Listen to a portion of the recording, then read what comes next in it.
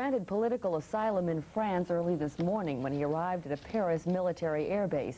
Bani Sadra arrived in an Iranian military airplane, but no one is saying for sure if he hijacked that plane to reach safety.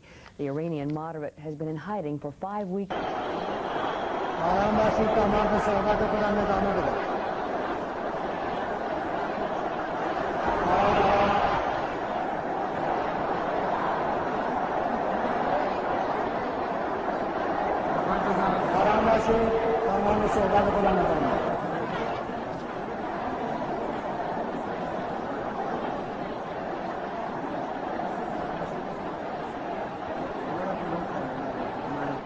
از شما بخواهم به من اعتماد کنید. یقین دارم که در دل فرد شما اعتماد کامل وجود دارد. آرام باشید، دارم صحبت میکنم. آرام باشید، دارم صحبت میکنم. ما یقین دارم که در دل فرد شما اعتماد وجود دارد و می‌دانید کسی که در میدانها هر لحظه با خطر مرگ روبروست برای آن می‌جنگد که استقلال میهن حفظ.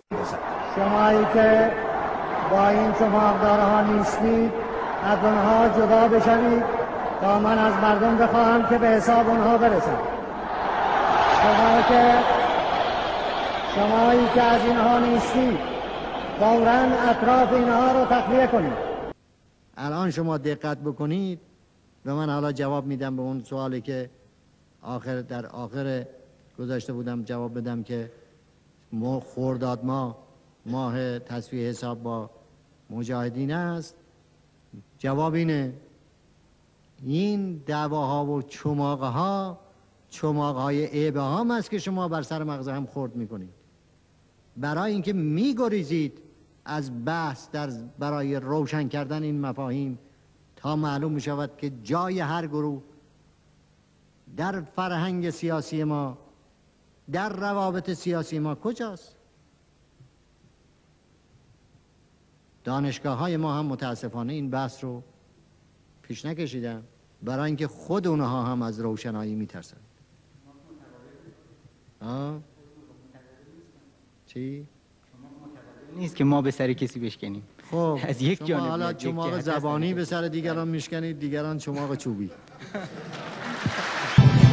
جناب رهبر انقلاب اسلامی ایران حضرت امام خمینی به جناب آقای دکتر سید ابوالحسن بنی صدر. بسم الله الرحمن الرحیم.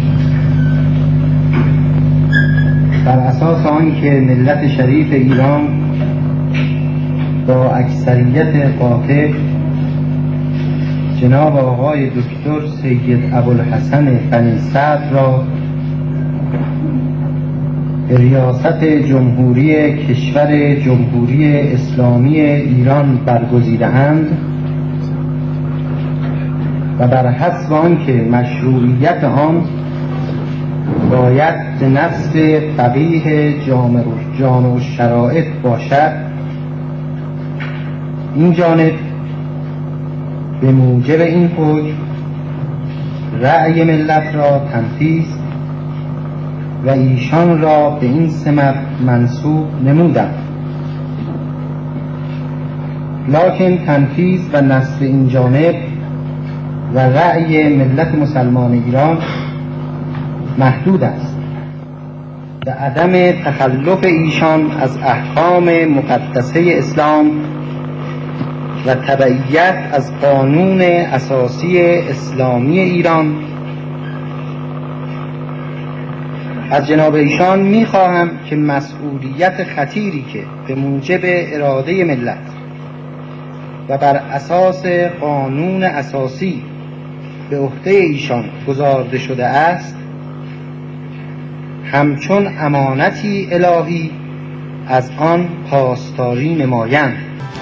برای ملت ایران هیچ نعمتی بالاتر از این نیست که روحانیت اسلام تحت زعامت حضرت آیت الله العظمی خمینی امام امت ما توانسته است یکی از بزرگترین انقلاب‌های تاریخ جهان رو به پیروزی برساند و کمتر از 1 سال از عمر این پیروزی نگذشته که اساس استواری برای زندگی سیاسی، اجتماعی، اقتصادی و فرهنگی جامعه ما گذاشته شده است. هرچند من به موقع تشکیل مجلس شورای ملی در حضور آن مجلس قسم یاد خواهم کرد آنطور که در قانون اساسی آمده است، اینک نیست این روز فرخنده را محترم می شمارم و در حضور امام امت که حضور ملت و دین ملت است به قرآن مجید سوگند یاد می کنم که به قانون اساسی وفادار باشم و همواره برای اعتلاع ایران و برای بهبود وضع زندگی مردم کشورم با تمام قدرت بکوشم.